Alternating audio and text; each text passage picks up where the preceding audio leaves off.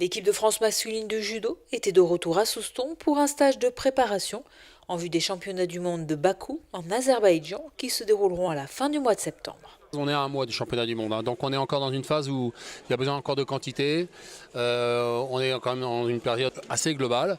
Et puis chaque sélectionné a des séquences très individuelles sur du travail technique très précis.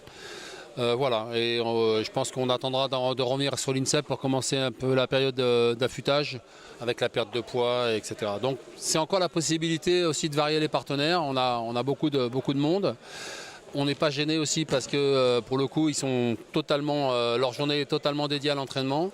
Ils ne sont pas entre guillemets un petit peu parasités par l'extérieur.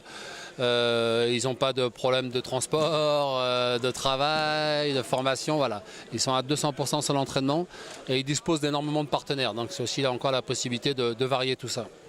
Sur le tatami, les 9 sélectionnés pour ces mondiaux ont enchaîné les techniques debout et au sol avec les pensionnaires de l'INSEP et l'équipe de France junior. C'est important pour nous parce que déjà il y a plein de partenaires nouveaux qu'on ne trouve pas forcément à l'INSEP. Donc on a des jeunes qui viennent, donc c'est super pour nous, ça nous permet d'avoir des nouveaux partenaires, de changer un peu. Parce qu'à l'INSEP, des fois on tourne un peu en rond, donc ça nous fait du bien. Et puis même nous sortir du contexte de Paris, de l'INSEP, c'est bien de venir dans d'autres endroits pour s'entraîner, ça nous change et c'est important. En l'absence de Teddy Riner, qui a fait l'impasse sur ces mondiaux, aucun des 9 sélectionnés n'a pour l'heure décroché de médaille en individuel dans un championnat du monde. Tous se préparent donc durement pour cette échéance. Comme chaque compétition, je m'engage pour essayer de donner le meilleur de moi-même et à chaque fois de viser le podium. C'est sûr que l'année dernière, ça s'est arrêté prématurément sur un premier tour où je fais vraiment une vraie erreur. Voilà, aujourd'hui, je vais tâcher de m'entraîner encore plus dur. C'est ce que j'ai un peu essayé de faire cette année.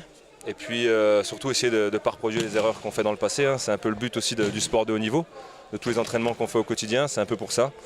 Voilà, je suis encore resté sur une défaite au championnat d'Europe, mais il y a encore la médaille sur les derniers championnats d'Europe au mois d'avril.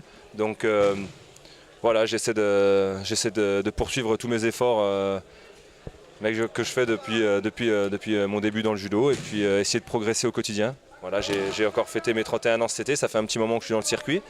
Mais voilà, comme j'ai dit, j'ai tout donné pour aller le plus loin possible, essayer d'aller jusqu'aux Jeux Olympiques de Tokyo. Mais il y a encore 2 championnats du monde entre, notamment celui qui arrive au mois de septembre. Donc voilà, essayer vraiment de donner le meilleur de moi-même. Après, surtout le plus important, comme je le dis à chaque fois, c'est de rien regretter. Ne rien regretter, c'est également l'état d'esprit de Guillaume Chêne, 31 ans lui aussi, sélectionné pour la première fois pour des championnats du monde.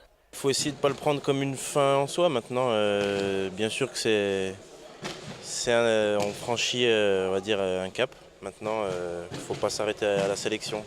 Il y a de belles choses à faire, il y a peut-être une médaille à aller chercher. Et voilà, je pense que chacun des membres de l'équipe a une carte à jouer. Et voilà, on se prépare pour arriver sur ces championnats avec les dents longues et voilà, et ramener un maximum de médailles. Aujourd'hui, on espère au moins 2 médailles chez les garçons, bien sûr beaucoup plus sur les filles. Bon, ça, je dirais, c'est l'objectif quantifiable en nombre de médailles. Mais après, ce qu'on espère surtout, c'est que nos athlètes avancent le plus loin possible dans les tableaux. D'abord pour prendre des combats, pour prendre des repères, et puis aussi pour commencer à marquer des points pour le classement mondial.